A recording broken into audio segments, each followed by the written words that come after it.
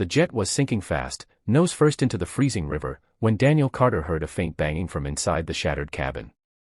His own hands were trembling from the cold, adrenaline burning through him like fire, but he didn't stop. The screams of distant passengers faded behind him. He heard just one sound, one that pierced him like a blade, a man trapped beneath twisted metal, choking for air. Daniel didn't know the man's name. He didn't know he was the billionaire CEO everyone recognized from news channels.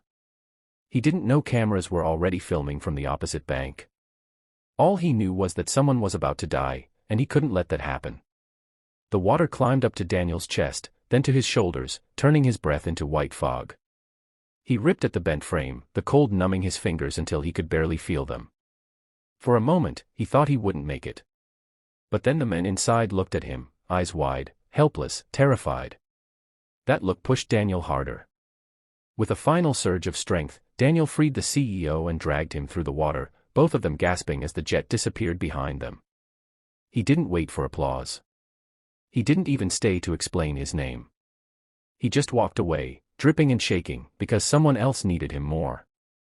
His daughter. Elaine. The only reason he'd been near the river was because he'd taken a cheap side road after picking her up from school. The only reason he wasn't on time was because the world had given him yet another unexpected obstacle. Just another day as a single father trying his best. The next morning, Daniel was tying Elaine's shoelaces, his hands still scraped from the metal he pulled apart the night before. His small, cozy home smelled like the cheap oatmeal he always made on school days. Elaine swung her legs playfully, completely unaware that her father had been inches away from death only 12 hours earlier. "Daddy," she said softly, "you look tired." He forced a smile. "Just didn't sleep much, kiddo." He didn't want her to worry. She'd already gone through so much losing her mother 2 years earlier. She was all he had left. Daniel opened the door to take her to school, and froze. 3 black Cadillacs were parked outside his little rental house. Engines off. Windows tinted. Silent as statues. Elaine's hand tightened around his. "Daddy, are they police?" Before Daniel could answer, the back door of the first Cadillac opened. A man stepped out in a perfectly pressed coat, flanked by security. His face was familiar, too familiar. The world had seen it countless times in business magazines. It was the man Daniel dragged from the water. Victor Harland. The billionaire who nearly died. A debt gracefully returned. Victor walked toward Daniel with a limp, injury still fresh, but his eyes were steady. "You saved my life last night," he said quietly, looking directly into Daniel's tired eyes. "And you walked away before anyone even knew your name." Daniel swallowed hard. "I didn't do it for recognition." "I know," Victor said. "That's what makes it extraordinary." Security tried to guide him back, but Victor waved them off and approached Daniel like an equal, not a CEO towering over a working man. "What's your name?" Victor asked. "Daniel Carter." Victor smiled warmly.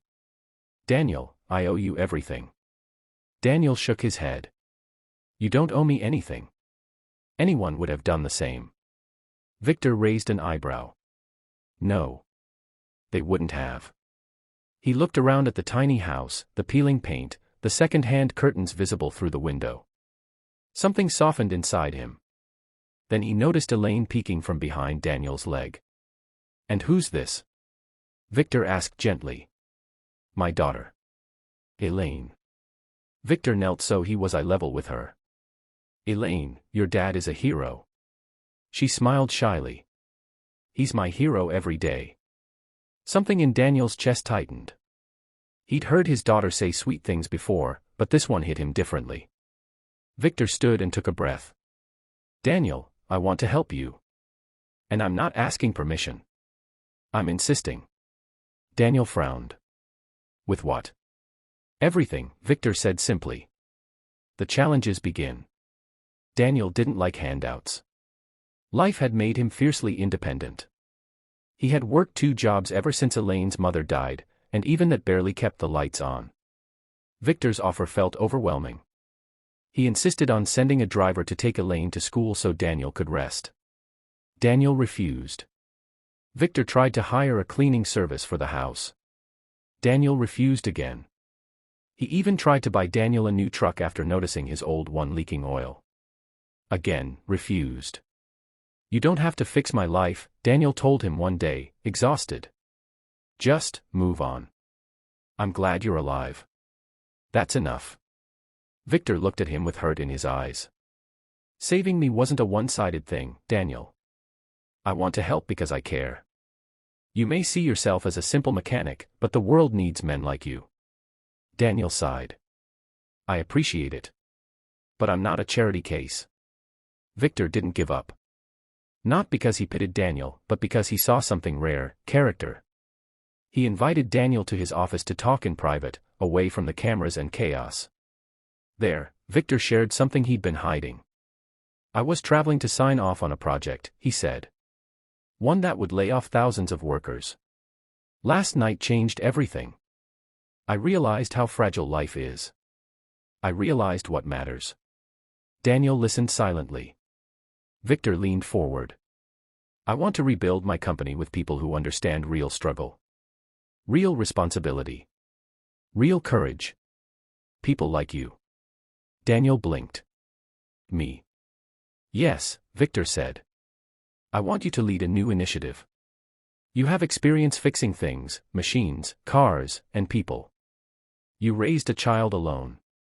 You know what matters. You understand leadership better than half the executives I've met.